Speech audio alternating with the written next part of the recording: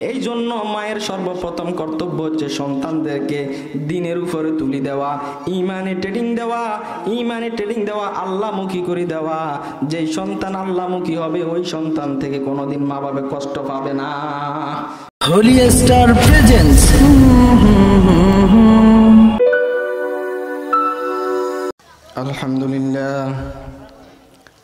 আলহামদুলিল্লাহ নাহমাদুহু ওয়া নাস্তাঈনুহু ওয়া নাস্তাগফিরুহু ওয়া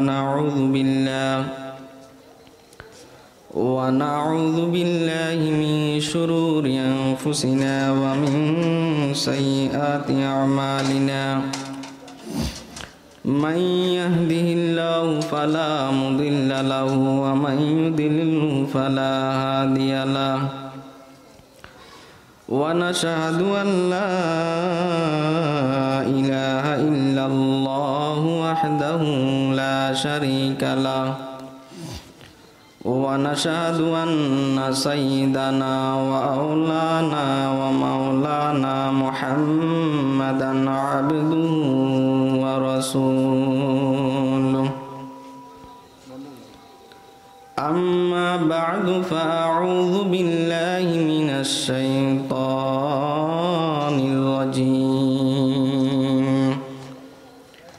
بسم الله الرحمن الرحيم.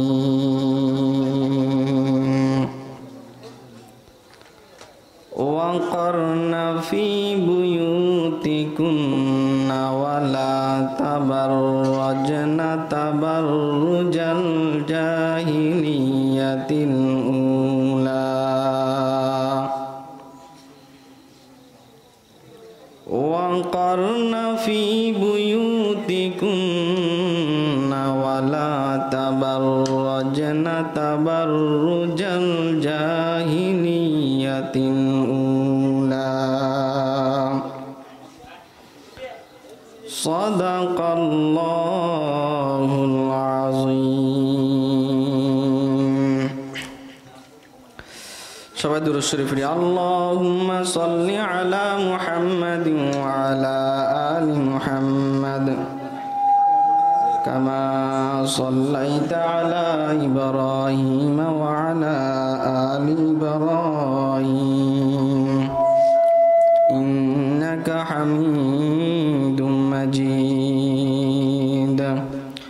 اللهم بارك على محمد وعلى آل محمد كما باركت على إبراهيم وعلى آل إبراهيم إنك حميد مجيد.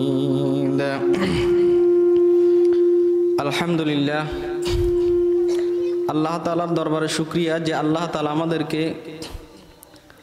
আখিরি জামানায়, ফিতনা ফাসাদের জামানায় বিভিন্ন কাজকর্ম থেকে ফারেক করে যেই জায়গায় কোরআনের আলোচনা করা হয়, যেই জায়গায় হাদিসের আলোচনা করা হয়, যেই জায়গায় আল্লাহ তাআলার বড়ত্বের আলোচনা করা হয়, ওই জায়গায় আমাদেরকে উপস্থিত হওয়ার তৌফিক দান করলেন। এই জন্য শুকরাত আদায় করি আলহামদুলিল্লাহ। আমরা যাই কিছু শুনি মনোযোগ সহকারে শোনার জন্য চেষ্টা করব, কারণ এক মন এক ধ্যানে যদি কোনো ব্যক্তি লেখাপড়া না করে, লেখাপড়া সঠিকভাবে হবে? এক মন এক ধ্যানে যদি কোনো ব্যক্তি ব্যবসা বাণিজ্য না করে, ব্যবসাতে সাফল্য অর্জন হবে? এক মন এক ধ্যানে যদি কেউ না ঘুমায়, ওই ব্যক্তির শান্তির ঘুম হবে? হবে না। এক মন এক ধ্যানে যদি কোনো ব্যক্তি কোনো কথা না শুনে, সে যেরকম বোঝা দরকার ওরকম বুঝতে পারবে না। এই জন্য আমরা এক মন এক ধ্যানে কথাটা শুনব। এক মন এক ধ্যানে আল্লাহ পাকে আমাদেরকে বিভিন্ন কাজকর্ম থেকে ফারাক করায় যে আল্লাহ পাকের কোরআনের কথা যে জায়গায় আলোচনা করা হয়, জি, যে জায়গায় কোরআনের কথা বলা হয় ওই জায়গায় যে আমাদেরকে একত্রিত হওয়ার তৌফিক দান করলেন, এটা হলো আমাদের জন্য তকদির ভালো। এটা হলো যেন আমাদেরকে আল্লাহ তাআলা তৌফিক দিয়েছেন। প্রত্যেকের পক্ষে সম্ভব হয় না, যেই জায়গায় কোরআনের আলোচনা করা ওই জায়গায় গিয়ে উপস্থিত হওয়া। আল্লাহ মহব্বত করছেন হিসাবে আমাদেরকে বলা এবং শোনার তৌফিক দান করেছে। একজন বান্দি ছিল, ওই বান্দি এক মুনিবের কাজ করতেন, গোটা দিন মুনিবের কাজ করতেন। শেষ রাত্রে গোপনে গোপনে ওই মহিলা নামাজ পড়তেন, গোপনে গোপনে নামাজ পড়ি কান্নাকাটিও করতেন, আল্লাহর কাছে দোয়াও করতেন। কিন্তু মালিক সবসময় খেয়াল করে না, হঠাৎ একদিন খেয়াল করছে গোটা দিন কাজ করে কিন্তু রাত্রিবেলা ঘুমের সময় কিন্তু ঘুমায় না, বসে বসে ইবাদত বন্দেগী করে। ইবাদত বন্দেগী করতে করতে আল্লাহর কাছে দোয়াও করে। দোয়া কেমনে করে? আল্লাহর কাছে দোয়া করে, আল্লাহ আপনি যে আমাকে মহব্বত করেন, আপনি যে আমাকে ভালোবাসেন, এটার উসিলা করিয়া আমার জীবনের সব গুনাহগুলি মাফ করিয়া দিন। আয় আল্লাহ তাআলা, আপনি যে আমাকে মহব্বত করেন, আপনি যে আমাকে ভালোবাসেন, এটার উসিলা করিয়া আমাকে দুনিয়া থেকে ঈমান নিয়ে যাওয়ার তৌফিক দান করে দিয়েন। আয় আল্লাহ তাআলা, আপনি যে আমাকে মহব্বত করেন, এটার উসিলা করিয়া দুনিয়াতে যতদিন হায়াত পাবো আমাকে সেই পথে চলার জন্য তৌফিক দান করে দিয়েন। এখানে একটা কথা খেয়াল করতে হবে, আমি একটা কথা বোঝানোর জন্য এই কথাটা বলছি। এখানে আল্লাহ তাআলা তাকে মহব্বত করে, এই কথা বলি আল্লাহর কাছে দোয়া চাইছেন, তো আল্লাহ তাকে মহব্বত করে বলে সে কিভাবে জানলো? মুনিব জিজ্ঞাসা করে বান্দিকে, বান্দি দোয়ার বহু সিস্টেম দেখলাম কিন্তু এরকম সিস্টেম তো আর কোনোদিন দেখি নাই, তুমি এটা কেমন দোয়া করলা? প্রত্যেকে দোয়া করে এক একটা উসিলা দিয়া, তুমি যে দোয়া করলা আল্লাহ তোমাকে মহব্বত করে, সে উসিলা যেন তোমাকে মাফ করে দে। আল্লাহ তোমাকে মহব্বত করে, সে উসিলা যেন তোমাকে জান্নাত নসিব করে। আল্লাহ তোমাকে মহব্বত করে, সে উসিলা যেন দিনের উপরে টিকে থাকার জন্য তৌফিক দান করে। তুমি কেমনে বুঝলা তোমাকে যে আল্লাহ মহব্বত করে? তুমি কেমনে বুঝলা আল্লাহ যে তোমাকে মহব্বত করে? এই কথাটা তুমি কেমনে বুঝলা?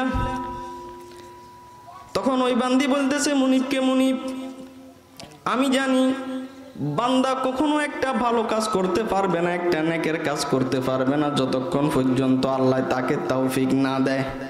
সুতরাং আমি যে রাত্রিবেলা উঠিয়া উজু করিয়া নামাজ পড়তে পারলাম, আমি যে নামাজ পড়তে পারলাম, এটার দ্বারাই বোঝা যাচ্ছে আল্লাহ আমাকে মহব্বত করে। আমি যে তাসবিহ তাহলিল পাঠ করতে পারলাম, এটার দ্বারাই বোঝা যাচ্ছে আল্লাহ আমাকে মহব্বত করে। না হয় আমার মতো অনেক মানুষ রয়েছে কিন্তু তারা তো এরকম ইবাদত বন্দেগী করার মতো তৌফিক হইতেছে না। এটার দ্বারা আমি বুঝতে পারলাম যে আল্লাহ আমাকে মহব্বত করে, এই জন্য আল্লাহ আমাকে মহব্বত করে এটার উসিলা নিয়ে দোয়া চাইতেছি। এটার দ্বারা আমি এটা বুঝাইতে চাইলাম, আমরা যারা এখানে উপস্থিত হইলাম আল্লাহ তাআলা আমাদেরকে মহব্বত করছেন বিদায় আমরা এখানে উপস্থিত হইতে পারলাম। না আমাদের মতো অনেক বাইরে আছে কিন্তু আসার জন্য ইচ্ছা করলে পারে কিন্তু আসতে পারলো না।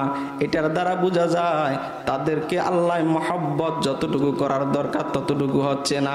আমাদেরকে আল্লাহ মহব্বত করলেন, এই জন্য দিনের কথা যেই জায়গায় আলোচনা করা হয় ওই জায়গায় আসার জন্য তৌফিক দান করলেন। এই জন্য আমরা প্রত্যেকে বলি সুবহানাল্লাহ। আল্লাহ তাআলা আমাদেরকে এখানে আসার তৌফিক দান করলেন। তো এই জন্য আমরা আসলাম। কথাটা কার বলা হবে? এখানে কথা কার বলা হবে? কোনো মানুষের কথা? মানুষের কথার মধ্যে তো ভুল হয়। যে কোনো মানুষে একটা যদি বই লেখে, ও বইয়ের শেষে দিয়ে লিখি দেয়, আমার কিতাবের মধ্যে যদি কোনো ভুল হয় পরবর্তীতে আমাকে জানিয়ে দিলে আমি সেটা পরবর্তীতে সংশোধন করে নিব। কেউ বলতে পারবে না আমি ভুল নাই। কিন্তু একটা কিতাব, যে কিতাবের মধ্যে কোনো কি নেই, ভুল নাই, সেই কিতাবের নাম কি? কোরআন।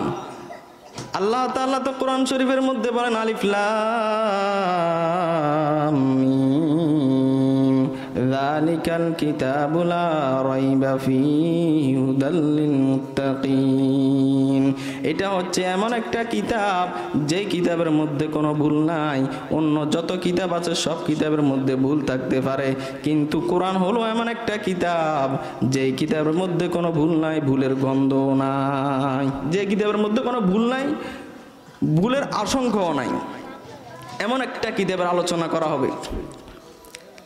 আমরা যারা মুরব্বী আছি, আমরা তো হয়তো দেখি নাই, মুরব্বীরা জানেন বিদেশ যখন যাইতো, মোবাইল যখন ছিল না, সন্তানেরা চিঠি ফাটাইতো না,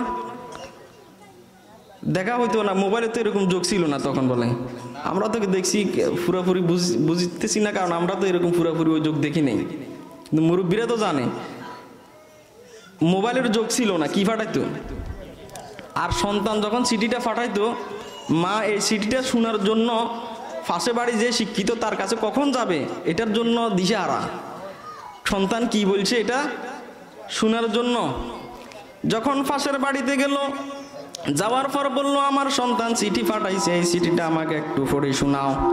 আমি একটু চিঠিটার মধ্যে কি বলছে শুনি। শোনার জন্য কত আগ্রহ, দুনিয়ার কোনো খবর নাই, শুধু সন্তান কি বলছে এটার জানার জন্য, সন্তান কি বলছে এটা জানার জন্য। যখন পাশের বাড়িতে নিয়ে গেল, যখন পাশের বাড়ির লোক ওই সন্তানের চিঠিটা ফুটতেছে, আর মা বাবার চোখের মধ্যে দিয়ে শুধু অশ্রু ঝরতেছে যে সন্তানের কথাটা বলতেছে।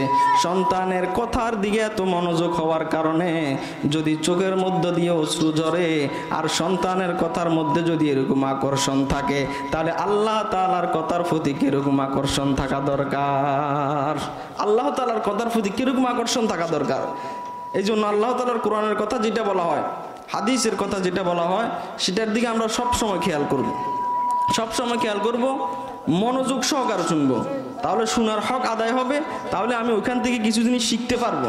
আর নাও আসলাম সারাক্ষণ ওয়াজ শুনলাম, কিন্তু বাড়িতে যাওয়ার সময় জানি না কি বয়ান হয়েছে, কিছু শিখতেও পারলাম না, তো আসা না আসার সমান হয়ে যাবে। আমি যদি ওয়াজের মধ্যে কি বলতেছে সেটা যদি ভালো করে খেয়াল না করি, তাহলে আমি ওখান থেকে কিছু শিখতে পারবো না। এই জন্য আমরা খুব মনোযোগ সহকারে শুনবো কি বলা হইতেছে, এটার দিকে মনোযোগ সহকারে শুনবো। পৃথিবীর বুকে সমস্ত মানুষ যে কোনো বিষয়ের মধ্যে দ্বিমত আছে, কিন্তু দুইটা বিষয়ের মধ্যে কেউ দ্বিমত নাই, দুইটা বিষয়ের ভিতরে কেউ কি নেই, দ্বিমত নাই। এই দুইটা বিষয় কি? এই দুইটা বিষয়ের ভিতরে কোনো মানুষের দ্বিমত নাই। পৃথিবীর যে কোনো মানুষ এই দুইটা বিষয়ের ভিতরে কি নেই, দ্বিমত নাই। এক নাম্বার বিষয় হচ্ছে উদ্দেশ্য। এক নাম্বার কি? উদ্দেশ্য ছাড়া কোনো মানুষ আছে না। উদ্দেশ্য যে কোনো একটা থাকবে। একজন ভাইকে যদি জিজ্ঞেস করা, ভাই তুমি বাজার কেন আসলা, যদি বলে আমি কেন আসছি তো জানি না, তাহলে কি বলবো? মানুষে পাগল বলবে। উদ্দেশ্য একটা থাকতে হবে, বাজারে আসলাম যে কোনো একটা উদ্দেশ্য আছে। আরেকটা হচ্ছে মৌতের ভিতরে কোনো দ্বিমত আছে না। দুইজন ব্যক্তি ঝগড়া লাগছে না মৃত্যু আছে, আরেকজন বলে না মৃত্যু নাই, মৃত্যু আছে, এরকম ঝগড়া হয়েছে? হয় নাই। মৃত্যুর ভিতরে কোনো দ্বিমত নাই, উদ্দেশ্যের ভিতরে কোনো দ্বিমত নাই। তো আমরা তো দুনিয়ার বুকে একদিন ছিলাম না, এখন আছি, সামনে একদিন থাকবো না। আল্লাহ তাআলা আমাদেরকে দুনিয়ার বুকে পাঠাইলেন কিছুদিন হায়াতের জন্য। একদিন আমরা দুনিয়ায় থেকে চলে যেতে হবে, আমাদেরকে একটা উদ্দেশ্য নিয়ে পাঠাইলেন দুনিয়ার বুকে, যে দুনিয়ার বুকে যাও, কিছু পরীক্ষা দিয়ে আসো, নেক আমল করিয়ে আসো। তুমি যদি নেক আমল করো জান্নাতে যাইতে পারবা, আর যদি নেক আমল না করতে পারো তাহলে তোমার জন্য চিরস্থায়ী জাহান্নাম। আমাদেরকে আল্লাহ তাআলা দুনিয়ার বুকে উদ্দেশ্য কি? উদ্দেশ্য পরীক্ষা করার জন্য। আল্লাহ তাআলা কোরআন শরীফের মধ্যে বলেন, আল্লাযী খালাকাল মাউতা ওয়াল হায়াতা লিয়াবলুয়াকুম আইয়ুকুম আহসানু আমালা। আল্লাহ তাআলা বলেন, বান্দা তোমাকে আমি দুনিয়ার বুকে পাঠাইলাম পরীক্ষা করার জন্য। তুমি তোমার দিকে চিন্তা করো, তোমার 100 বছর পূর্বে যে সমস্ত মানুষগুলো দুনিয়ার বুকে ছিল, এখন 100 বছর পরে একটা মানুষ দুনিয়ার বুকে নাই। আমিও এখন দুনিয়ার বুকে আছি, 100 বছর পরে আমরা এখন যারা এখানে আছি একটাও থাকবো না। 100 বছর পরে, বেশির থেকে বেশি 100 বছর পর আমরা একটা মানুষও দুনিয়ার বুকে থাকবো না। একদিন ছিলাম না, এখন আছি, সামনে একদিন থাকবো না। আল্লাহ আমাদেরকে দুনিয়ার বুকে পাঠাইলেন কি উদ্দেশ্য নিয়ে পাঠাইলেন? উদ্দেশ্য হলো দুনিয়ার বুকে থাকিয়া আমাদের আসল বাড়ি হলো জান্নাত, জান্নাতের জন্য সামানা জোগাড় করা। আসল বাড়ি আমাদের কি? জান্নাত। এই জান্নাতের জন্য ফলাফল পাওয়ার জন্য পরীক্ষা দিতে হবে। তো পরীক্ষা ছাড়া কি ফলাফল হয়? কেউ এসএসসি পরীক্ষা দেয় নাই, এসএসসি পরীক্ষা রেজাল্টের জন্য বসে রয়েছে। কি বলবো মানুষে? এসএসসি পরীক্ষা দেয় নাই কিন্তু রেজাল্টের জন্য কি রয়েছে? মানুষে পাগল বলবে না? কিরে ভাই তুমি আগে পরীক্ষা দিতে হবে, তো পরীক্ষা দেওয়ার পরে রেজাল্ট। এই জন্য আল্লাহ তাআলা আমাদেরকে দুনিয়ার বুকে পাঠাইলেন পরীক্ষা করার জন্য। আমরা কথাগুলো খেয়াল করি, দুইটা বিষয়ের ভিতরে মানুষ একমত। সেই দুইটা বিষয় কি? একটা হচ্ছে উদ্দেশ্য, আর একটা হলো মত। উদ্দেশ্য ছাড়া কোনো ব্যক্তি আছে? তো আমরা দুনিয়ার ভিতরে একদিন ছিলাম, এখন আছি, সামনে একদিন থাকবো। তো আমাদেরকে দুনিয়ার বুকে পাঠালেন কেন? পরীক্ষা করার জন্য, উদ্দেশ্য হাসিল করার জন্য। কারণ পরীক্ষা ছাড়া তো ফল পাওয়া যায় না। আমাদের জন্য তো জান্নাত রাখছেন, জান্নাতের নাজ নিয়ামত রাখছেন, ওখানে চিরস্থায়ী সুখী, ওখানে কোনো দুঃখ নাই। তো ওই জায়গাতে যদি জান্নাতটা যদি পাইতে হয়, ওই ফলটা যদি পাইতে হয়, পরীক্ষা দিতে হবে না? এই পরীক্ষার জন্য আল্লাহ তাআলা আমাদেরকে দুনিয়ার বুকে পাঠাইছেন। এখন আমাদের মনে প্রশ্ন, আল্লাহ তাআলা যে ব্যক্তি নামাজ পড়ে না, যে ব্যক্তি আল্লাহর হুকুম মানে না, আল্লাহ ইচ্ছা করলে তো তাকে পঙ্গু বানাই দিতে পারে, আল্লাহ ইচ্ছা করলে তো তাকে অন্ধ বানাই দিতে পারে, আল্লাহ ইচ্ছা করলে তো তার থেকে স্মৃতিশক্তি কেড়ে নিতে পারে। আল্লাহ তাআলা এটা করে না কেন? আল্লাহ তাআলা আমাদেরকে পাঠাইছেন, পানি ভোগ করতেছি কার? আল্লাহর। বাতাস ভোগ করতেছি কার? সূর্যের তাপ ভোগ করতেছি কার? কারেন্টের বিল দিই প্রত্যেক মাসে 3000, কারো 2000, 5000, কিন্তু সূর্যের যে তাপ সবসময় ভোগ করতেছি, এটার বিল কে দেয়? এটার বিল তো আমরা কেউ দিই না। সব কিছু তো আল্লাহ তাআলার ভোগ করতেছি, কিন্তু আল্লাহ তাআলার ইবাদত করতেছি না। তারপরেও আল্লাহ তাআলা তো আমাদেরকে পঙ্গু বানাই দিতেছে না।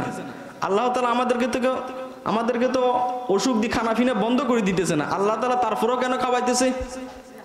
কারণ স্বাভাবিক দৃষ্টিতে দেখা যায়, একজন ব্যক্তিকে যদি চাকরিতে নিয়োগ দেওয়া হয়, যদি সে চাকরি করে তখন বেতন পাইবে, আর চাকরি না করলে বেতন পাইবে না। আল্লাহ তাআলা দুনিয়ার বুকে পাঠাইলে আল্লাহ তাআলার বাতাস ভোগ করতেছি, আল্লাহ তাআলার পানি ভোগ করতেছি, আল্লাহ তাআলার সব নিয়ামত ভোগ করতেছি, কিন্তু আল্লাহ তাআলার নামাজ পড়ি না, আল্লাহ তাআলার রোজা রাখি না, আল্লাহ তাআলার দিন মোতাবেক চলি না। তারপরও কেন আল্লাহ তাআলা আমাদেরকে খাবান? আল্লাহ তাআলা তারপরও কেন খাবান? এটা জানেন উত্তর? এটা উত্তর বোঝার জন্য একটা কথা বলি। আমরা এমনি স্কুলে পরীক্ষা দেয় না, মাদ্রাসাতে পরীক্ষা দেয় না? পরীক্ষা দে তো। আচ্ছা, পরীক্ষার হলে কেউ যদি ভালো করে না লিখতে পারে, তাকে ওইখানে কি মারধর করা হয়? এটা পরীক্ষার নিয়ম না, পরীক্ষার নিয়ম না। পরীক্ষার মধ্যে কাউকে মারধর করা, এটা পরবর্তীতে দেখা যাবে তার পরীক্ষার ফলাফল কতটুকু। যেরকম ভাবে দুনিয়ার বুকে একটা পরীক্ষা দিতে গেলে পরীক্ষার হলের মধ্যে যদি ফারসার মধ্যে কিছু না লেখে, তাকে কোনো মারধর করা হয় না, তার উপরে কোনো জুলুম করা হয় না। কেন? এটা পরীক্ষার হল, পরীক্ষার হলের নিয়ম। পরীক্ষার হলের মধ্যে তার উপর আঘাত করা যাবে না, তাকে ইচ্ছা স্বাধীন ছেড়ে দাও। সে ইচ্ছা করলে ভালো করে লেখুক, আর ইচ্ছা করলে নাই লেখুক, কিন্তু পরবর্তীতে ফলাফলে দেখা যাবে কে ফাঁসের ছাত্র আর কে ফেলের ছাত্র। তদ্রূপভাবে আল্লাহ তো দুনিয়াটা বানাইলো যে কি পরীক্ষার হল, এই জন্য পরীক্ষা দিতে গিয়ে স্বাধীন তোমাকে ছেড়ে দিল। তুমি যা ইচ্ছা করলে নেক আমল করো, ইচ্ছা করলে গুনাহের কাজ করো, তবে পরীক্ষার ফলাফল শেষ কাটে বোঝা যাবে মৃত্যুবরণ করার পর কে জান্নাতি আর কে জাহান্নামী, কে জান্নাতি আর কে জাহান্নামী।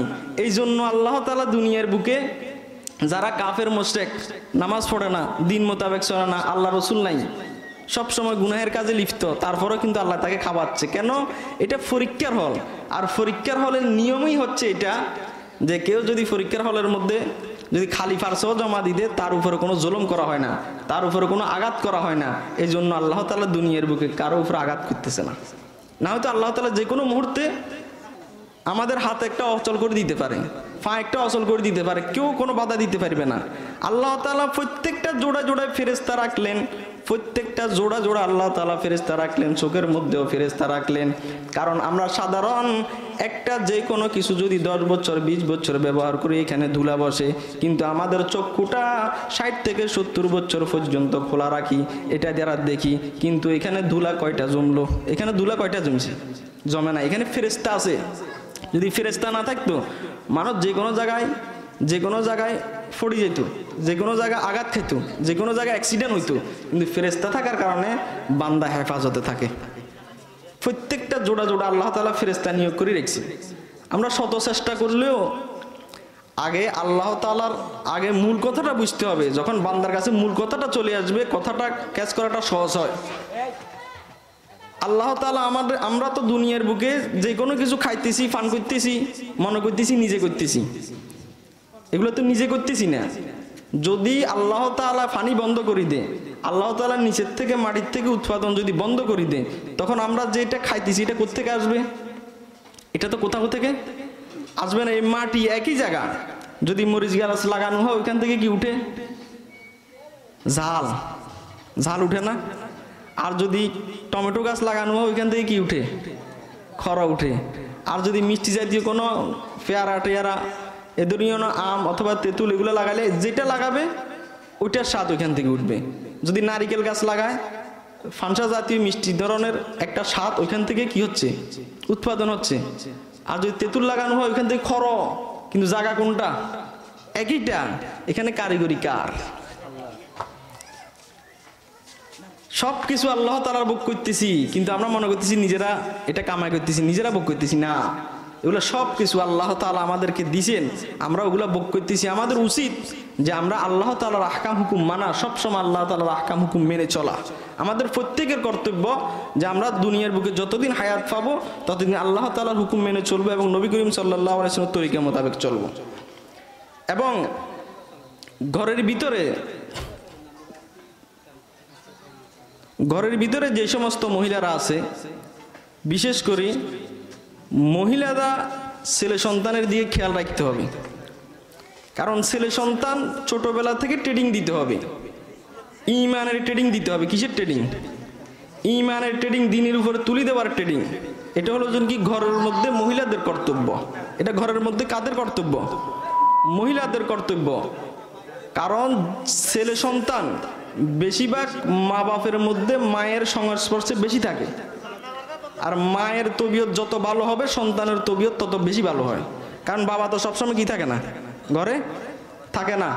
এই জন্য সন্তান লালন পালন করতে গিয়ে মহিলাদের কর্তব্যের মধ্যে থেকে আমি সিরিয়াল বাই বলতেছি। এক নাম্বার হচ্ছে তো স্বামীর তো এতাআত করবে, স্বামীর অনুগত্য করবে, এই বিষয়ে আসতেছি। তারপর এক নাম্বার হচ্ছে ছেলে সন্তানগুলোকে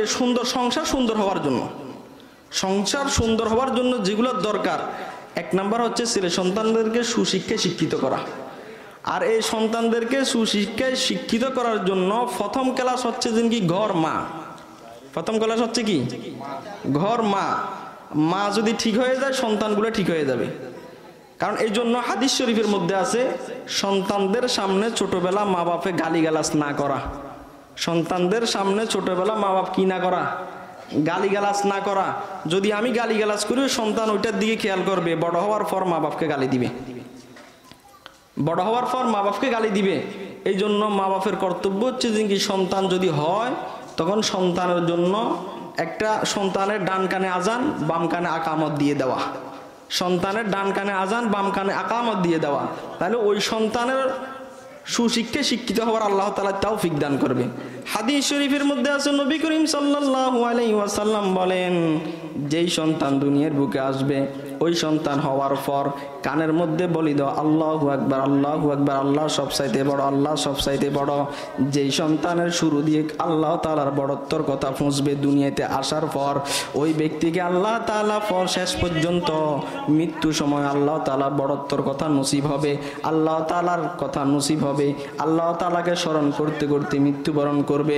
আর যেই ব্যক্তির শুরুটা হবে যেন কি কালিমা দ্বারা, আর শেষটা হবে আল্লাহ তাআলার কালিমা দ্বারা, বড়ত্ব দ্বারা, ওই ব্যক্তি মধ্যখানে যে হায়াত পাবে ওই হায়াতের মধ্যে কালিমা মোতাবেক চলার জন্য আল্লাহ তৌফিক দান করবেন। সুবহানাল্লাহ। ওই মোতাবেক আল্লাহ তাআলা চলার জন্য তৌফিক দান করবেন। এই জন্য আমরা সন্তান হওয়ার পরে ঘরে মহিলারা এবং বাপেরা সর্বপ্রথম সন্তান হওয়ার পরে সন্তানের কানে আজান দিয়ে দিতে হবে। আমরা তো অনেক সময় দেখা যায় সন্তান হওয়ার পরে অথবা 5 দিন পরে 6 দিন পরে হুজুর আজান তো দেন নাই, তো এখন দিলাম কি? আজান দেওয়ার উদ্দেশ্য সর্বপ্রথম কানের মধ্যে আল্লাহর বড়ত্ব ঢুকাই দাও। সর্বপ্রথম কানের মধ্যে আল্লাহ তাআলার বড়ত্বর কথা ঢুকাই দাও, এটা হইছে মেইন। কিন্তু 7 দিন 8 দিন পরে আজান দিলাম কি? এগুলো আমরা ভুল করি, এগুলো আমরা কখনো ভুল করব না। এগুলো না ভুল করলে আল্লাহ তাআলা সন্তানকে সুশিক্ষায় শিক্ষিত করবে। আমি সন্তানকে বলা লাগবে না বড় হওয়ার পরে মা বাপের খেদমতের জন্য, সন্তানই অটোমেটিক খেদমত করবে যখন সন্তানের কাছে কোরআন হাদিসের জ্ঞান থাকবে। কোরআন হাদিসের জ্ঞান যখন থাকবে তখন সন্তানকে বলা লাগবে না তুমি মা বাপের খেদমত করো, মা বাপের খেদমত অটোমেটিকই সন্তান করবে। তারপর সন্তান হওয়ার পর কোনো একজন আল্লাহওয়ালা, কোনো একজন দিনদার নেককার মুত্তাকি ফরজগার বান্দার মুখের মধ্যে কোনো একটা মিষ্টি জাতীয় দ্রব্য দিয়া ওইটাকে চাবাইয়া সন্তানের জিহ্বার মধ্যে লাগাইয়া দেওয়া, এবং সন্তানের জন্য 7 দিন হোক অথবা 21-14 দিন হোক একটা সন্তানের জন্য সুন্দর নাম নির্বাচন করে রেখে দেওয়া, এবং যদি সমর্থন থাকে সন্তান ছেলে সন্তানের জন্য 2টা ছাগল দ্বারা আকিকা করা, আর যদি মেয়ে হয় মেয়ে সন্তানের জন্য একটা ছাগল দ্বারা আকিকা করা। ছেলে সন্তান হলে কয়টা? ছেলে সন্তান হলে কয়টা ছাগল? আর মেয়ে সন্তান হলে?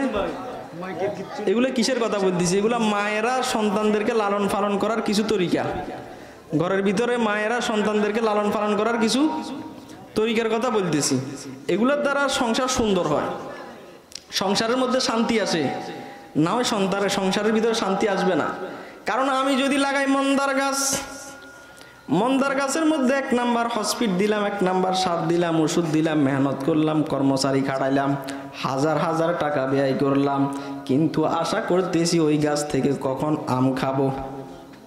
কখন? বুঝে না, কেউ খেয়াল নাই। কি গাছ লাগাইছে? মন্দার গাছে আম ধরবো না, টাকা তো বহুত খরচ। কি ধরবো? কাঁটা ধরবো, কাঁটা। মন্দার গাছে কি ধরবো? কাঁটা ধরবো। তা আমি তো বলতেছি মন্দার গাছ লাগাইছে, লাগাই কি খাওয়ার আশা করছি? তো আমি সন্তানকে যদি সন্তানের হকটা যদি ঠিকভাবে আদায় না করি, সন্তানের হকটা যদি আমি ঠিকভাবে আদায় না করি, আমি ওই সন্তান থেকে বড় হওয়ার পরে মা বাপের খেদমতের আশা কেমনে করি? ওই সন্তান থেকে বড় হওয়ার পর মা বাপ খেদমতের আশা কেমনে করব?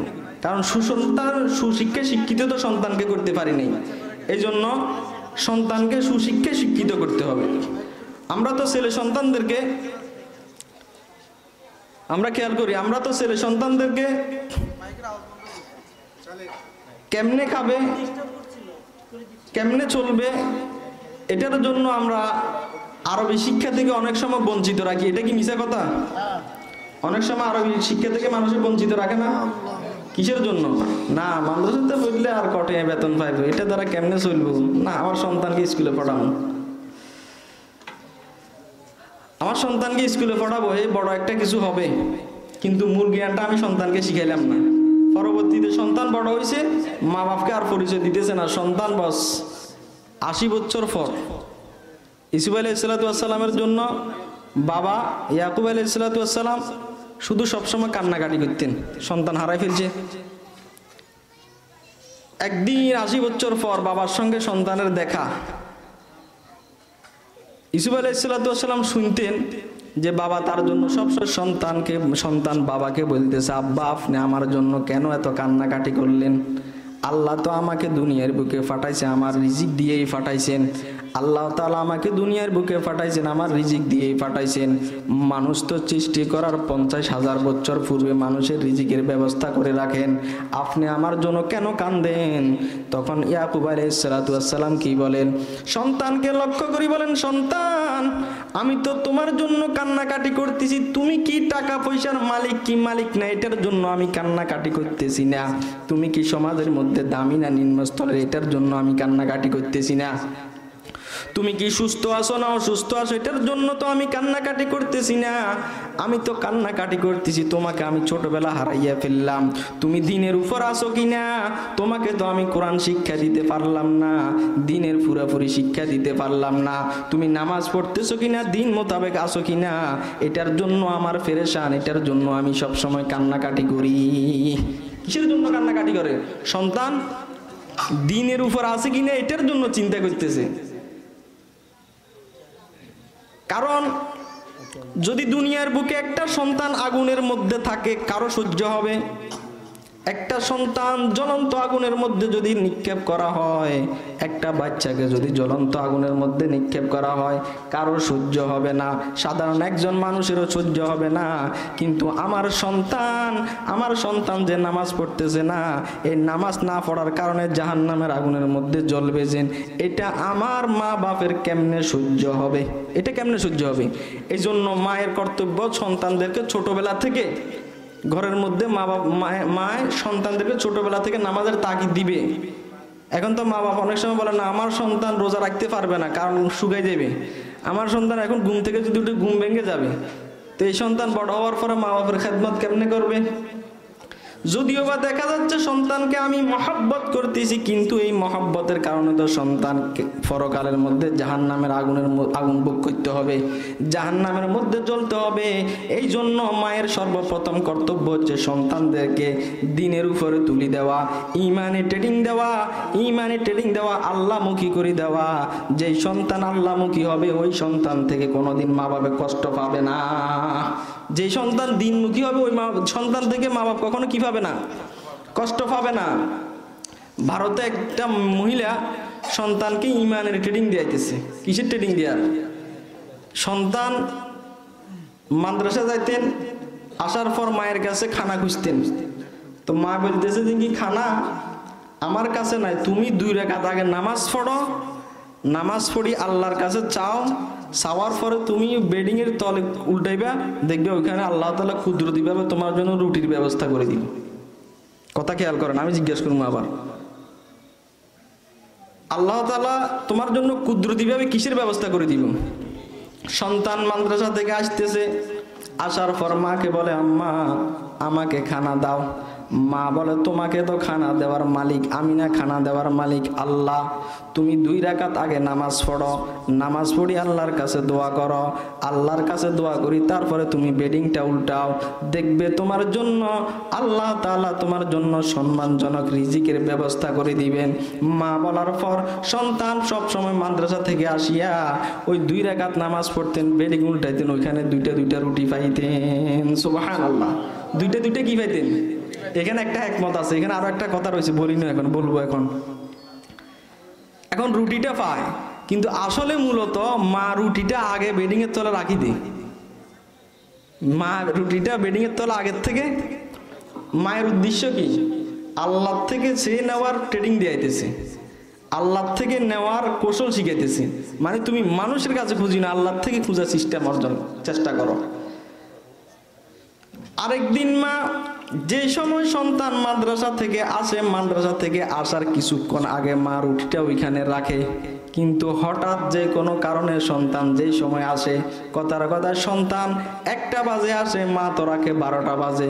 কোনো কারণে সন্তান একদিন 10টার দিকে চলে আসলো, ও মায়ের কথার মতো সব সময় একটা নিয়ম, 2 রাকাত নামাজ পড়ি রুটি খাইতেন। এখন 10টা বাজে আসি, নামাজ পড়ি তো রুটি খুঁজতে গেলে তো রুটি পাইবে না। এখন মায় শুনছে আমি তো আজকে সন্তানের জন্য রুটি, আজকে তো ইমান নষ্ট হয়ে যাবে। এতদিন তো সন্তান বুঝছে নামাজ পড়লে আল্লাহ রিজিকের ব্যবস্থা করে, কিন্তু আজকে তো সন্তানের ইমানটা কি হয়ে যাবে? মা এই জন্য পেরেশান। এখন কি করবে? তারপরও সন্তান আগের মতো, আজকে তো কিন্তু বেডিং এর তলে কি নেই? রুটি নেই। সন্তান আসলো, আসার পর মায়ের কাছে আর চাচ্ছে না, কারণ প্রত্যেক দিন তো 2 রাকাত নামাজ পড়ি, বেডিং এর তল থেকে রুটি খায়। সন্তান আসিয়া মা বাপকে আর বলতেছে না খানা দাও। সন্তান আসিয়া 2 রাকাত নামাজ পড়লো, 2 রাকাত নফল নামাজ পড়লো। নফল নামাজ পড়িয়া ওই বেডিং এর তলে কিন্তু রুটি নাই। নামাজ পড়িয়া যখন ইয়াকিন আল্লাহ তাআলা নামাজ পড়লে আমাকে রিজিকের ব্যবস্থা করে দিবে, ওই বিছনার তলটা যখন উঠাইলেন, সঙ্গে সঙ্গে দেখতেছে প্রত্যেক দিনের মতো 2টা রুটি ওইখানে আছে। সুবহানাল্লাহ, আল্লাহ তাআলা কি করে দিছে? ব্যবস্থা করে দিয়ে। ওইরকম ইমান, কারণ সে জানে যে নামাজ পড়লে আমি পাবো। ওইরকম সন্তানকে ট্রেনিং দিয়েছে আল্লাহ থেকে নেওয়ার জন্য। এই জন্য আমরা মায়েরা সব সময় সন্তান যদি নামাজ না পড়ে, নামাজের জন্য তাগিদ দেওয়া, সন্তানকে দ্বীনি শিক্ষার জন্য তাগিদ দেওয়া, তাহলে ওই সন্তান দ্বারা কখনো বড় হওয়ার পর মা বাবা কষ্ট পাবে না। এটা হলো মহিলাদের জন্য 1 নাম্বার খেয়াল করতে হবে সন্তানের দিকে। এবং মহিলারা সব সময় দিন মোতাবেক চলার জন্য চেষ্টা করতে হবে। মহিলারা সবসময় ঘরের মধ্যে কোরআন তেলাওয়াত করতে হবে। মহিলারা সবসময় যদি 5 ওয়াক্ত নামাজ পড়ে, কোরআন তেলাওয়াত করে, তাসবিহ তাহলিল পড়ে, পর্দা মোতাবেক চলে। মহিলাদের জন্য দেখেন জানাজার নামাজ নাই, মহিলাদের জন্য জানাজার নামাজ নাই, মহিলাদের জন্য জুমার নামাজ নাই, মহিলাদের জন্য ঈদের নামাজ। প্রশ্ন, ঈদের নামাজ পড়লে সওয়াব, জুমার নামাজ পড়লে সওয়াব, জানাজার নামাজ পড়লে সওয়াব। আমরা মহিলা হইয়া কি অন্যায় করলাম? আমরা যে জানাজার নামাজও পড়তে পারতেছি না, ঈদের নামাজও পড়তে পারতেছি না, জুমার নামাজও পড়তে পারতেছি না, আমরা তো সওয়াব থেকে মাহরুম। নবী করিম সাল্লাল্লাহু আলাইহি ওয়াসাল্লামকে এই প্রশ্ন যখন করা হইল, নবী করিম সাল্লাল্লাহু আলাইহি ওয়াসাল্লাম বললেন, যেই মহিলা আল্লাহ তাআলা যেভাবে হুকুম করছেন, যেভাবে চলার জন্য বলছেন, ওই মহিলা যদি পর্দা মোতাবেক যদি ঘরের মধ্যে সব সময় থাকে, সে যদিও বা জুমার নামাজ পড়ার জন্য যাইতে পারতেছে না পর্দার কারণে, যদিও বা জানাজার নামাজ পড়তে পারতেছে না পর্দার কারণে, যদিও বা ঈদের নামাজ পড়তে পারতেছে না পর্দার কারণে, যদিও বা সে জানাজার নামাজ পড়লো না, ঈদের নামাজ পড়লো না, জুমার নামাজ পড়লো না, ঘরের মধ্যে যদি পর্দা মোতাবেক যদি আল্লাহ তাআলার আহকাম হুকুম মেনে চলে, পুরুষেরা গিয়ে যেই সওয়াব পাবে, মহিলারা না গিয়েও সেই সওয়াবের অধিকারী হয়ে যাবে। সুবহানাল্লাহ। না গিয়েও কিসের সওয়াবের অধিকারী হয়ে যাবে। তবে মহিলারা সবসময় ঘরের মধ্যে সবসময় আল্লাহ তাআলার হুকুম পর্দা মোতাবেক চলতে হবে। ওয়াকারনা ফি বুয়ুতিকুন্না ওয়ালা তাবাররাজনা তাবাররুজাল জাহিলিয়াতিল উলা। মহিলাদের মূলত ঘর হচ্ছে যে মূলত বাসস্থান হচ্ছে ঘর। মহিলাদের মেন জায়গা হচ্ছে ঘর। বাইরে যেতে পারবে জরুরতের জন্য যেতে পারবে, তবে ফর্দা করে যেতে হবে। মহিলারা একটা জিনিস হচ্ছে সতর, একটা হচ্ছে ফর্দা। সতর হচ্ছে কি, পুরুষের সতর কতটুকু? নাভির উপর থেকে হাঁটুর নিচ পর্যন্ত। আর মহিলাদের সতর হচ্ছে, মহিলাদের সতর একটা হচ্ছে ফর্দা আর একটা হচ্ছে সতর। ফর্দা হচ্ছে মহিলাদের ফুরাটা, ফর্দা হচ্ছে মহিলাদের ফুরাটা, ফুরা শরীর ডেকে রাখা, এটা হচ্ছে ফর্দা। আর একটা হচ্ছে সতর। সতর সেটা হচ্ছে যেন কি চেহারা খোলা রাখতে পারবে, হাতের কবজি এবং পায়ের টকনু পর্যন্ত খোলা রাখতে পারবে, এটা হচ্ছে সতর। নামাজের সময় যদি সতর দেখা যায়, নামাজ হবে না। পুরুষের সতর দেখা গেলে নামাজ হবে? নামাজ যখন পড়তেছে তখন যদি নাভির উপর থেকে নিয়ে হাঁটুর নিচ পর্যন্ত এই জায়গার মধ্যে যদি কোনো একটা জায়গা যদি খালি থাকে, নামাজ হবে না। কারণ সতর ডেকে রাখা কি ফরজ। মহিলাদের চেহারা এবং হাতের কবজি এবং পায়ের টাকনু ছাড়া আর বাকি সবটা ডেকে রাখতে হবে। কোনো মহিলা যদি নামাজ পড়ে, যে নামাজ পড়ার সময় ঘন্টাটা ফুটে গেছে, চুলটা দেখা যাচ্ছে, নামাজ হবে? হবে না, কারণ এটা সতর নষ্ট হয়ে গেছে। এই জন্য অনেক মহিলারা অনেক সময় ভুল করে, সবসময় নামাজ পড়ে কিন্তু এক ওয়াক্ত নামাজও কবুল হচ্ছে না, কারণ তরিকাটা জানা না।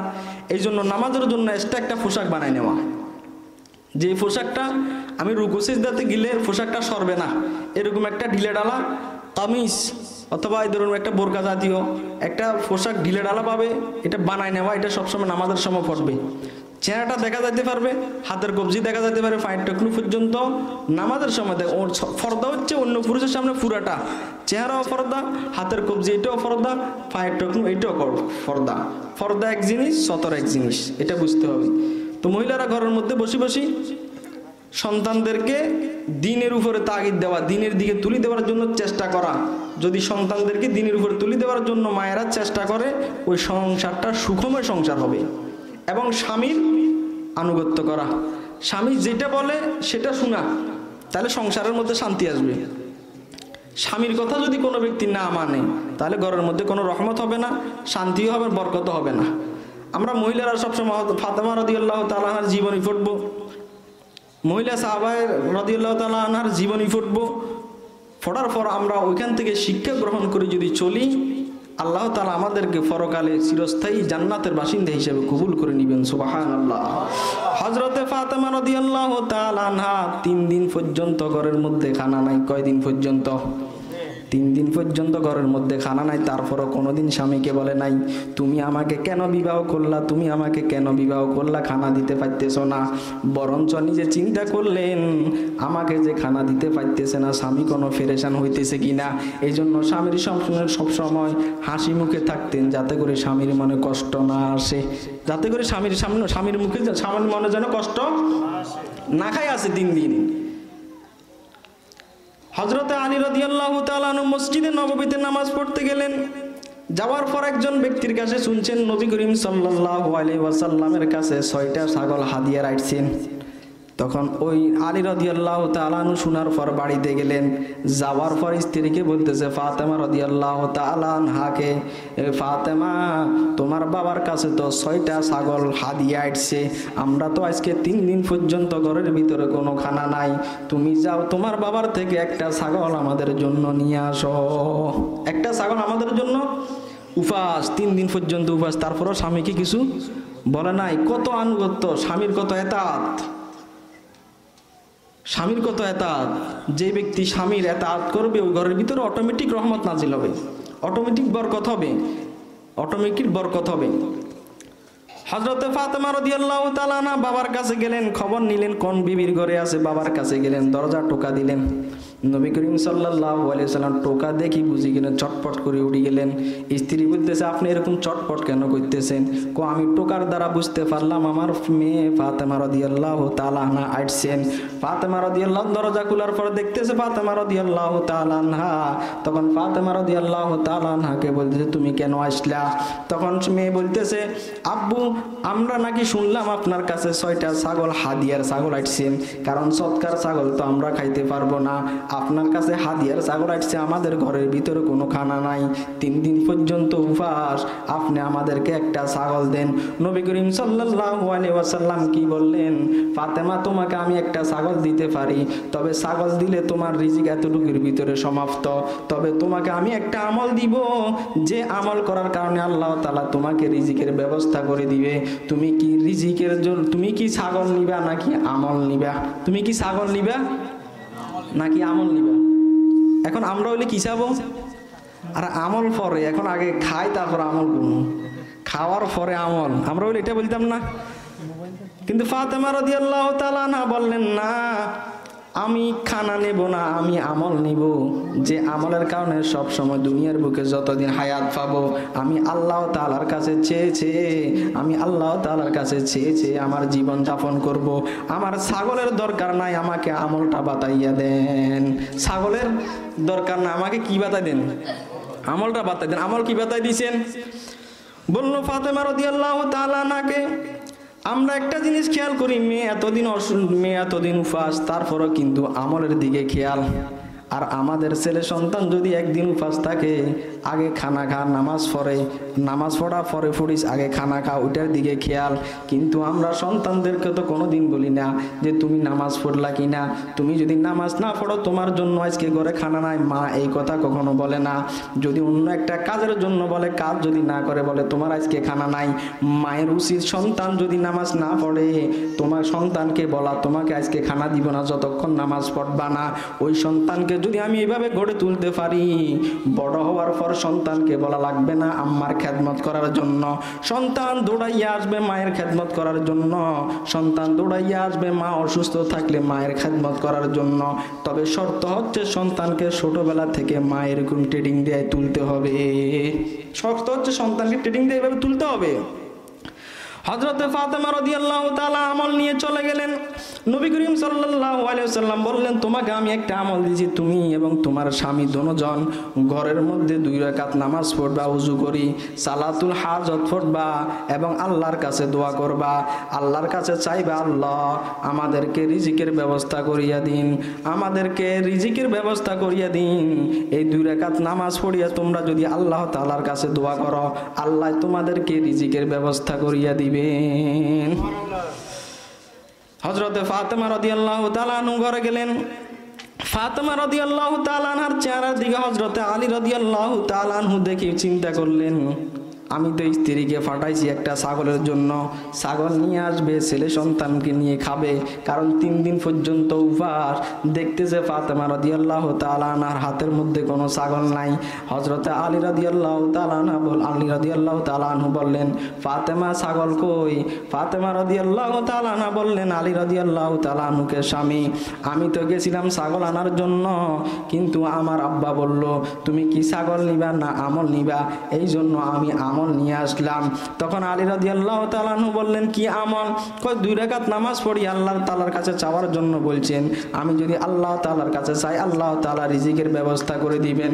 হযরতে আলী রাদিয়াল্লাহু তাআলা আনহু বলতেছে, কি তুমি তো ভালো কাজ করছো, তুমি তো ছাগল না নিয়ে আমল নিয়ে আসলে, এটার জন্য আমি খুশি, এটার জন্য আমি খুশি। এখানে আমাদের কাছেও একটা বদঅভ্যাস আছে, বিবাহ শাদী করার পর মেয়েরা কি দিল এটার দিকে সব সময় খেয়াল করি, কিন্তু আলী রাদিয়াল্লাহু তাআলা আনহু এটা বলে নাই যে তোমার বাবা কেমন মানুষ, আমরা এতদিন অসুস্থ ছেলে সন্তান, সব খানা পিনা নাই, 3 দিন পর্যন্ত উপাস, একটা ছাগল দিল না কেন, এই কথা বলিয়ে তো গালাগালি করে নাই। কিন্তু আমরা বিবাহ শাদী করার পর মেয়েরা যদি টাকা পয়সা কম দেয় অথবা সম্মান কম করে মেয়েদেরকে গালাগালি করি, এটা কিন্তু নবীর শিক্ষা নয়, এটা কিন্তু আল্লাহর আইন নয়। এটার কারণে সংসারের মধ্যে অশান্তি হবে, আল্লাহর রহমত থেকে বঞ্চিত হবে, সংসার সুখময় হবে না। সব সময় সুখের জন্য চিন্তা করি, কিন্তু সুখের তো গোড়াটা আমরা নিজেরাই কেটে দিই। সংসারের সুখের গোড়াটা তো আমরা নিজেরাই কেটে দিই, সুখ কোত্থেকে আসবে? এই জন্য আসলে বিবাহ শাদীর পর মেয়েদের থেকে কি পাইছি এটার দিকে খেয়াল না করা, এখানে একটা শিক্ষা। হযরত আলী রাদিয়াল্লাহু তাআলা কি নিয়ে আসছে? আমল নিয়ে আসছে, কিন্তু ছাগল নিয়ে আসে না যে কিছু বলে না। এটা শিক্ষা দিছে যে তোমরা শ্বশুরদের থেকে কি পাইছো না পাইছো এটার দিকে খেয়াল করিও না, এটার দিকে খেয়াল করি না। তোমরা আল্লাহ তাআলা রিজিকের ব্যবস্থা করবে, ও কি দিছে না দিছে এগুলা নিয়ে ঝগড়া করে, এগুলা নিয়ে ঝগড়া করার কারণে সংসার অশান্তি হয়ে যায়। এটা বেশিরভাগ কিন্তু মহিলাদের মধ্যেই হয়। একজন মহিলাকে জিজ্ঞাসা করেন, তুমি তো ছেলে বিবাহ করাইলা, মেয়ে বিবাহ দিলা, ছেলের বউ কেমন আর মেয়ের জামাই কেমন? ওই মহিলা উত্তর দিতেছে, আমার মেয়ের জামাই খুব ভালো, আমার মেয়ের জামাই যত টাকা বেতন পায় ওই বেতনটা আমাদের বাড়িতে ফাড়াই দিয়ে মা বাপকে দেয় না। আর আমার ছেলেটা হচ্ছে খারাপ, আমার ছেলেটা যত টাকা কামায় কিছু টাকা মাঝে মধ্যে শ্বশুর বাড়িতে পাঠাইয়া দেয়। কথা বুঝেন না? কথা বুঝলে আসতো। নিজের ছেলেটা খারাপ, মাঝে মধ্যে কিছু টিয়া কন্যা হাঁটাই দেয়, আর নিজের জি জামাইকে খুব বালা টিয়া সব ভোরবাট হাঁটা দিয়ে। বিচার দেখছেন নে? আর এই বিচার এরকম হইলে সংসারে শান্তি কেমনে আসবে? সংসারে তো অশান্তি অটোমেটিকই আসবে। আমরা তো মেয়েকে নিজের মেয়ের মতো অন্যায় করলেও কিছু বলি না, কিন্তু ছেলের বউ যদি অন্যায় করে কত কিছু বলি। ছেলের বউ অন্যায় করলেও নিজের মেয়ের মতো মনে করো, তাহলে দেখবে সংসারের মধ্যে শান্তি আসি যাবে।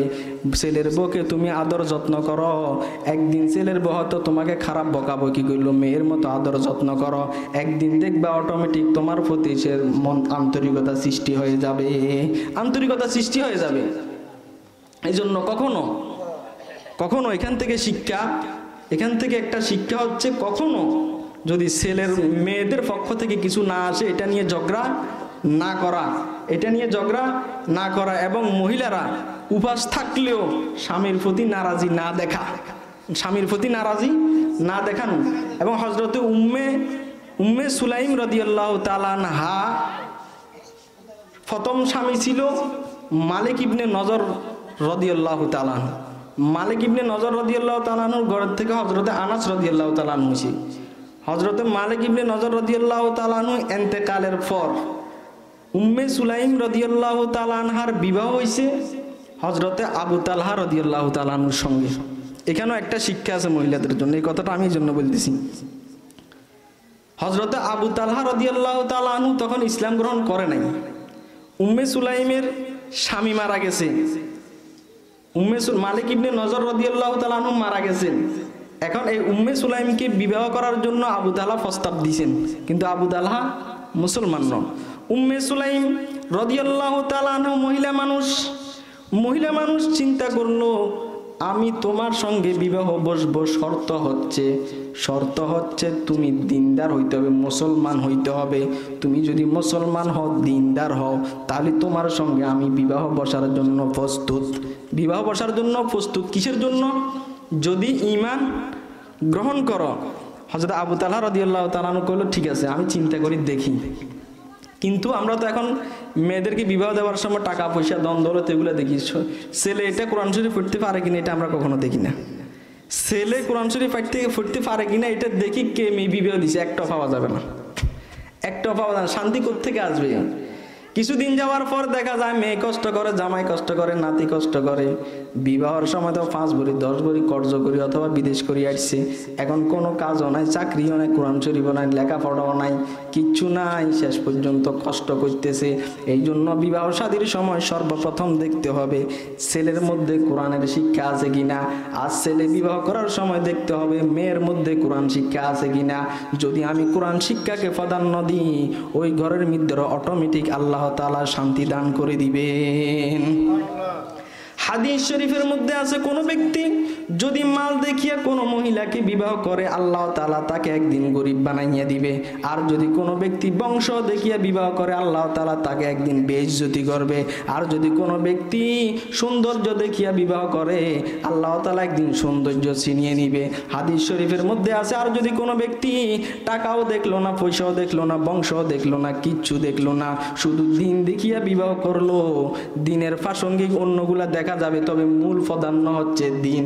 আর যেই ব্যক্তি দিন দেখিয়া বিবাহ করলো, আল্লাহ পাক রব্বুল আলামিন তার ঘরের ভিতরে শান্তি দান করবেন। সুবহানাল্লাহ। এই জন্য সর্বপ্রথম দিন দেখতে হবে। হযরতে ফাতেমা রাদিয়াল্লাহু তাআলা আনহার কাছে দিনের বুঝ আসিল হিসাবে স্বামী 3 দিন পর্যন্ত খানা দেয় নাই, স্বামীর উপরে নারাজ ছিল না, স্বামীর সামনে হাসি খুশি আসতেন, 3 দিন পর্যন্ত খানা নাই। একটাই কারণ, ওই ফাতেমা রাদিয়াল্লাহু তাআলা আনহার কাছে দিনের বুঝ ছিল। আর যদি দিনের বুঝ না থাকতো, 3 দিন না, এক বেলা যদিও খানা না দিত, স্বামীর গেলে জোতা মারে বাপের বাড়িতে, যদি এক বেলা না দেখ, কিসের কারণে? দিন না থাকার কারণে। তাহলে দিন কত জরুরত। এই জন্য আমরা সবসময় ঘরের ভিতরে দিন কায়েম করার জন্য চেষ্টা করব। মহিলারা ঘরের ভিতরে সন্তানদেরকে, স্বামীরা তো অনেক সময় বাইরে থাকে, মারা তো সবসময় ঘরের ভিতরে থাকে, সন্তানদেরকে নামাজের জন্য তালিম দেওয়া। তো আমি যেটা বলতেছিলাম, উম্মে সুলাইম রাদিয়াল্লাহু তাআলা আনহা শর্ত দিলেন, তুমি আমাকে বিবাহ করতে পারবা, তবে শর্ত হচ্ছে তুমি ঈমানদার হইতে হবে, তুমি নামাজি হইতে হবে। ওই শর্ত মেনে নিল। কিছুদিন পর হযরত আবু তালহা রাদিয়াল্লাহু তাআলা আনহা মুসলমান হয়ে গেল। মুসলমান হওয়ার পর উম্মে সুলাইম রাদিয়াল্লাহু তাআলা আনহার ঘর থেকে একটা সন্তান হইল। ওই সন্তানের নাম রাখলো ওই সন্তানের রাখলো উমাইর রাদিয়াল্লাহু তাআলা আনহু। উমাইর নাম রাখছে, কি নাম রাখছে? কত সুন্দর নাম। যাদের উমাইর নাম না, উমাইর নাম রাখে দিন, ছোট বাচ্চা টাচ্চা হইলে উমাইর নাম, কত সুন্দর নাম। আবু তালহা রাদিয়াল্লাহু তাআলা আনহু বিবাহ করার পর ওই মহিলা থেকে, উম্মে সুলাইম রাদিয়াল্লাহু তাআলা আনহা থেকে একটা সন্তান হয়েছে। সন্তানের নাম কি? উমাইর। এই উমাইরের প্রতি বাপের অনেক মহব্বত ছিল।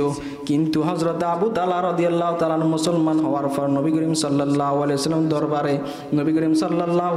দরবারে সকাল সন্ধ্যা যাইতেন।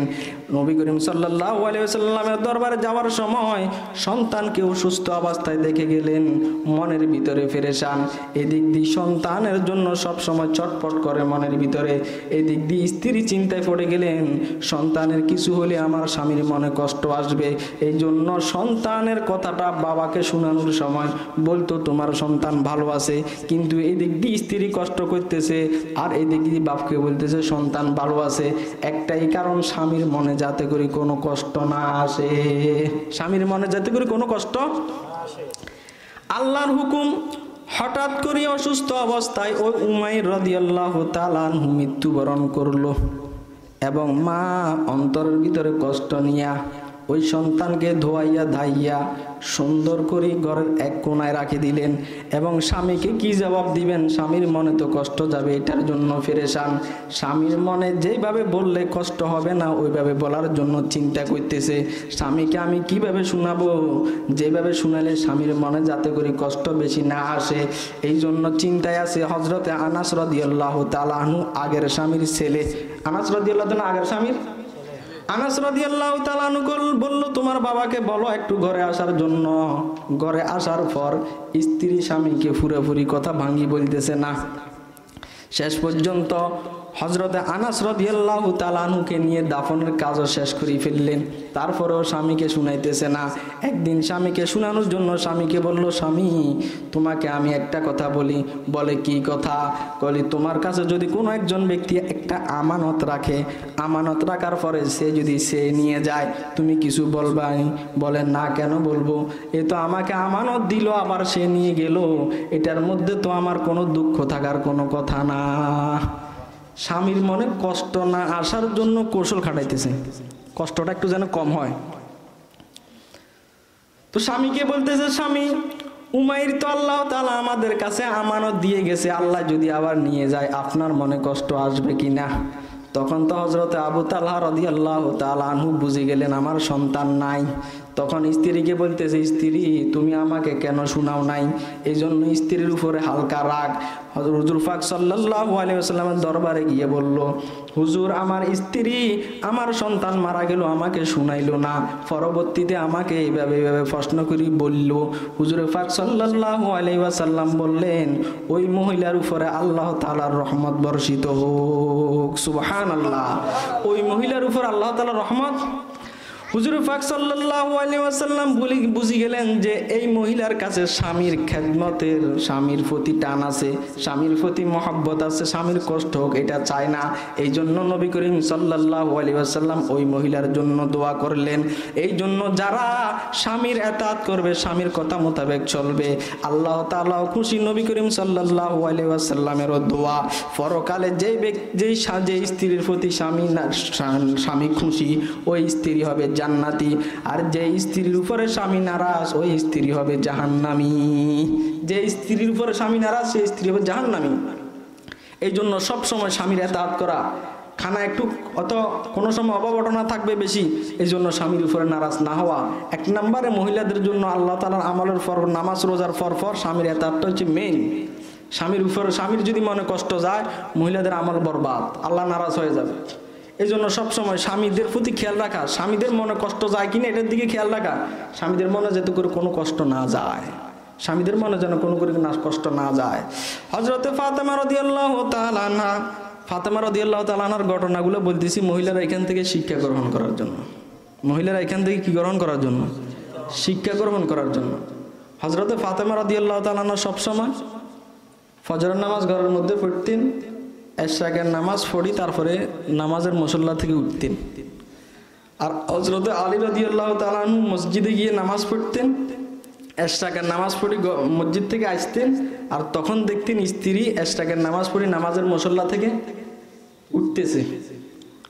সবসময় একই হালত, কিন্তু একদিন হঠাৎ করে দেখতেছে ফাতেমা রাদিয়াল্লাহু তাআলা আনহা আর নামাজের মুসল্লা নেই। বেশি করে আটা কতগুলারে একটা বলের মধ্যে নিয়ে রুটি বানানোর জন্য খামি বানাচ্ছে। হযরতে আলী রাদিয়াল্লাহু তাআলা চিন্তা, কিরে প্রত্যেক দিন দেখি আসার পর স্ত্রী নামাজ থেকে উঠে, কিন্তু আজকে রুটি দরকার হচ্ছে 5টা, কিন্তু রুটি বানাচ্ছে 50টা, কারণ কি? এই কারণটা এটা যখন আলী রাদিয়াল্লাহু তাআলা দেখলেন তখন চিন্তায় পড়ে গেলেন। এবং আলী রাদিয়াল্লাহু তাআলা মনে মনে একটা চিন্তা যে ফাতেমা রাদিয়াল্লাহু তাআলা আনহার তো আজকে 2-3 দিন অসুস্থর কারণে কোনো এরকম করতেছে। তখন যখন স্বামী জিজ্ঞেস করলো ফাতেমা রাদিয়াল্লাহু তাআলা আনহাকে, স্ত্রী আমি তো ব্যাপারটা বুঝি নাই, প্রত্যেক দিন দেখি আমি নামাজ পড়ি, আসার পরে দেখি তুমি নামাজের মশলায়, আমি আসার পর তখন হযরতে ফাতেমা রাদিয়াল্লাহু তাআলা আনহার কান্না, হযরতে আলী রাদিয়াল্লাহু তাআলা আনহুর কান্না, স্বামী স্ত্রীর কথা, শুধু কাঁদতেছে স্বামীর জন্য, স্বামী শুধু কাঁদতেছে স্ত্রীর জন্য। আমি এমন স্ত্রী আর পাবো কিনা, আমি এমন স্ত্রী পাবো কিনা। এদের স্বামী স্ত্রীর কান্না দেখি 2টা সন্তান হাসান এবং হুসাইন ওরাও কান্নাকাটি করতেছে। হাসান হুসাইন আম্মাকে বলতেছে, আম্মু তুমি কেন কান্নাকাটি করতেছ? আব্বুও কান্নাকাটি করতেছে, এটার ব্যাপারটা তো আমি বুঝতে পারলাম না। তখন ফাতেমা রাদিয়াল্লাহু তাআলা আনহা বললেন, একটা নিয়ম ছিল, যখন হাসান হুসাইন কান্নাকাটি করতেন ফাতেমা রাদিয়াল্লাহু তাআলা আনহা বলতেন, তোমার নানার কবরের কাছে যাও, তোমার নানার কাছে গিয়ে কান্নাকাটি করো। তখন তারা দৌড়াইয়া নানার কাছে যাইতেন, ওইখান থেকে সান্ত্বনা পেয়ে আসতেন। এই জন্য ফাতেমা রাদিয়াল্লাহু তাআলা আনহা বললেন, তোমরা তোমার নানার কাছে যাও, তোমরা বুঝতে পারবে কেন কান্নাকাটি করতেছি। হযরতে হাসান রাদিয়াল্লাহু তাআলা আনহুমা দোনোজন নানার কবরের কাছে গিয়ে নানাকে সম্বোধন করি বলতেছে, আম্মাও কাঁদতেছে আব্বাও কাঁদতেছে, কেন কাঁদতেছে বুঝতেছি না। আব্বা আম্মায় বলল আপনার কাছে আসার জন্য গায়েবীভাবে নবী করিম সাল্লাল্লাহু আলাইহি ওয়াসাল্লাম বলে দিলেন। নবী করিম সাল্লাল্লাহু আলাইহি কথা শুনলেন, আল্লাহ শোনার মতো তৌফিক দিয়েছেন, এই জন্য শুনলেন।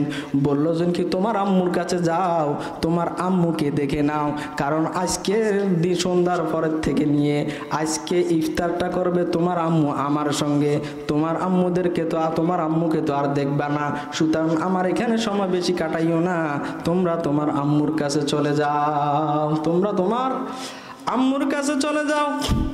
দুনো সন্তানের মনেও ব্যথা, স্বামীর মনেও ব্যথা, সন্তান দুনো যান গিয়ে মায়ের কাছে কান্নাকাটি করতেছে। জোহরের নামাজ পড়ার পর হযরতে ফাতেমা রাদিয়াল্লাহু তাআলা আনহা অসুস্থ, জ্বর ভাব, অর্থাৎ মৃত্যুর আগে একটু অসুস্থ ভাব। তখন হযরতে আলী রাদিয়াল্লাহু তাআলা আনহুকে বললেন, স্বামী আমি মারা যাব, তোমাকে আমি একটা ওসিয়ত তোমাকে আমি ওসিয়ত করে যাইতেছি, কয়েকটা তোমাকে আমি 3টা ওসিয়ত করে যাইতেছি। আমি মৃত্যুবরণ করার পর তুমি আমাকে দেরি করবা না, তাড়াতাড়ি দাফন করে ফেলবা। দ্বিতীয় নাম্বার, আমি মৃত্যুবরণ করার পর জনগণের কাছে এলান করবে না, মানুষদেরকে বলবে না, গোপনে গোপনে দাফন করে দিবে। তৃতীয় নাম্বার, আমার সন্তানদের প্রতি খেয়াল করবে এবং তুমি উপযুক্ত একটা মহিলাকে বিবাহ করে নিবে। আমার সন্তানদেরকে দেখার জন্য তুমি আরেকটা উপযুক্ত মহিলা বিবাহ করে নিবে আমি মৃত্যুবরণ করার পর। হযরতে ফাতেমা রাদিয়াল্লাহু তাআলা আনহা মৃত্যুবরণ করার পর হযরতে আলী রাদিয়াল্লাহু তাআলা যেভাবে ওসিয়ত করলেন ওইভাবে দাফন কাফন শেষ করার জন্য গোসল গা ধোয়াইলেন। এখন দাফন করবেন কিভাবে, এলানও তো করে নাই। লোক আছে হযরতে আলী রাদিয়াল্লাহু তাআলা আনহু এবং ছোট ছোট সন্তান, খাদ্যটা কেমনে আলগায় নিয়ে যাবে, কেমনে দাফনের কাজ শেষ করবে, এটার জন্য চিন্তিত। এখন আলী রাদিয়াল্লাহু তাআলা আনহু চিন্তিত। এই দিক দিন নবী করিম সাল্লাল্লাহু আলাইহি ওয়াসাল্লাম হযরতে আবু যর গফারি রাদিয়াল্লাহু তাআলা আনহু ঘুমাচ্ছেন। হযরত নবী করিম সাল্লাল্লাহু আলাইহি ওয়াসাল্লাম আবু যর গফারি রাদিয়াল্লাহু তাআলা আনহুকে স্বপ্ন যোগে বলতেছে, হে আবু যর গফারি, আমার মেয়ে তো ইন্তেকাল করছে, খাদ্য বহন করার মতো তো কোনো লোক নাই, তুমি যাও দেখবে আমার মেয়ে ইন্তেকাল করছে, খাদ্য বহন করার মতো কোনো লোক নাই। হযরতে আবু যর গফারি রাদিয়াল্লাহু তাআলা আনহু যাওয়ার পর দেখতেছে আসলে ফাতেমা রাদিয়াল্লাহু তাআলা আনহা দুনিয়ার বুকে নাই। তখন হযরতে আলী রাদিয়াল্লাহু তাআলা আনহুকে বলল, হে আলী, তোমার স্ত্রী মারা গেল, কাউকে বললা না, আমাকেও বললা না, কারণটা কি? কজন কি আমার কারণ হচ্ছে আমার স্ত্রী আমাকে ওসিয়ত করে গেল কাউকে এলান না করার জন্য। এলান না করার পিছনে কারণ হচ্ছে একটা, মূল কথা বলতেছি এখন, কারণ হচ্ছে একটা, ফাতেমা রাদিয়াল্লাহু তাআলা আনহা চিন্তা করলো, আমি যদি মৃত্যুবরণ করি, গ্রামবাসীকে যদি এলান করা হয় আমার কাফনের কাপড় আমাকে যখন দাফন করার জন্য নিয়ে যাওয়া হবে, তখন মানুষের চিন্তা করবে এই মহিলাটা এতটুকু লম্বা ছিল, এই মহিলাটা এতটুকু মোটা ছিল, এই কথাটা বলবে। এই কথাটাও আমার পক্ষে সম্ভব নয় সহ্য করা, পর্দার খেলাফ হবে, এরকম তাকওয়াবান ছিল। এই জন্য স্বামীকে বলল, আমি মৃত্যুবরণ করার পর কাউকে তুমি এলান করিও না, কাউকে তুমি কি করিও না, এলান করিও না। কিসের জন্য? শুধু আল্লাহকে রাজি খুশি করার জন্য, ফর্দা করার জন্য। যদিও বা এটা জায়েজ, এটা উপরের স্তরের তাকওয়া। উপরের স্তরের তাকওয়া কতটুকু লম্বা ছিল, কতটুকু এটাও জানে না, যে কেউ যেন না জানে। এখান থেকে শিক্ষা গ্রহণ করা, আমরা মহিলারা অন্য পুরুষের সামনে যেভাবে সেভাবে চলাফেরা না করা, এটার দ্বারা আল্লাহ অসন্তুষ্ট হন। আমি পরকালে জাহান্নামের আগুনে বুক করতে হবে। যত সৌন্দর্য আছে সব কিছু স্বামীর সামনে, আর সৌন্দর্য পুরুষের সামনে না দেখানো, এটার দ্বারা কবিরা গুনাহ হয়। এটার দ্বারা আমি পরকালে জাহান্নামের আগুনে বুক করতে হবে। তখন হযরত আবু যর গফারি রাদিয়াল্লাহু তাআলা আনহু হযরত আলী রাদিয়াল্লাহু তাআলা আনহু দাফন কাফনের কাজ শেষ করলেন। আরো একটা ওসিয়ত করেছিলেন, আমার কবরটা দেওয়ার সময় তুমি কবরকে একটু উঁচা রাখিও না, সমান করে দিবা। কারণ হচ্ছে কেন, যদি কবরটা একটু উঁচা রাখো মানুষে বুঝতে পারবে এতটুকু লম্বা ছিল, এইটাও যাতে করে কেউ না বুঝে, এই জন্য কবরটাকে সমান করে দিবা। এটার জন্য কবরটাকে কি করে দিবা? সমান করে দিবা। এটাই বুঝাইতে চাইলাম। হযরত হযরতে ফাতেমা রাদিয়াল্লাহু তাআলা আনহা কত পর্দার দিকে খেয়াল করতেন। আমরা যদি মহিলারা যদি এরকম পর্দার দিকে খেয়াল করি, যদি পর্দা মোতাবেক চলি, যদিও বা আমি জুমার নামাজ পড়তে পারতেছি না, জানাজার নামাজ পড়তে পারতেছি না, ঈদের নামাজ পড়তে পারতেছি না, আমি ঘরের মধ্যে পর্দা করার কারণে আমি ঘরের মধ্যে নামাজ পড়লে, জামাতে যেই নামাজ পড়লে যেই সওয়াব সেই সওয়াব পাবো, ঈদের নামাজ পড়লে যেই সওয়াব সেই সওয়াব পাবো, জানাজার নামাজ পড়লে যেই সওয়াব সেই সওয়াব পাবো, জুমার নামাজ পড়লে যেই সওয়াব সেই সওয়াব পাবো। তবে একটাই শর্ত, ওই মহিলা যদি পর্দা মোতাবেক চলে, সব আমল আল্লাহ তাআলা তার আমলনামায় লিপিবদ্ধ করিয়ে দিবেন। সুবহানাল্লাহ। এই জন্য আমরা মহিলাদেরকে পর্দা মোতাবেক চালানোর জন্য চেষ্টা করব। একটা মহিলা যদি বেপর্দা চলে, বাপকে ধরবে, অথবা বড় ছেলেকে ধরবে, অথবা স্বামীকে ধরবে, অথবা বড় ভাইকে ধরবে, 4 জন ব্যক্তিকে জাহান্নামে দেওয়া হবে। এর জন্য মহিলাদেরকে পর্দা মতো চালানোর জন্য স্বামীরও চেষ্টা করা, স্বামী না থাকলে বড় ছেলে চেষ্টা করা, বাপে চেষ্টা করা, বড় ভাইয়ে চেষ্টা করা, এবং মহিলারও পর্দা মোতাবেক চলার জন্য চেষ্টা করা, এবং স্বামী যেভাবে বলে ওইভাবে চলা। কষ্ট হলেও কষ্টটা স্বামীকে না দেখানো। যদি এভাবে আমি চলতে পারি, আল্লাহ তাআলা আমার ঘরে রহমত দিবে, আল্লাহ তাআলার রহমত দিবে, আল্লাহ তাআলা রিজিকের ওয়াসাআত পয়দা করে দিবে, ঘরের ভিতরে শান্তি নাজিল হবে, মৃত্যুবরণ করার পরেও আমরা জান্নাতের বাসিন্দা হিসেবে কবুল হয়ে যাব। আল্লাহ তাআলা আমাদের প্রত্যেককে যা কিছু বললাম শুনলাম, আমাদের প্রত্যেককে আমল করার জন্য তৌফিক দান করুক। ওয়া আখিরু দাওয়ানা আলহামদুলিল্লাহি রাব্বিল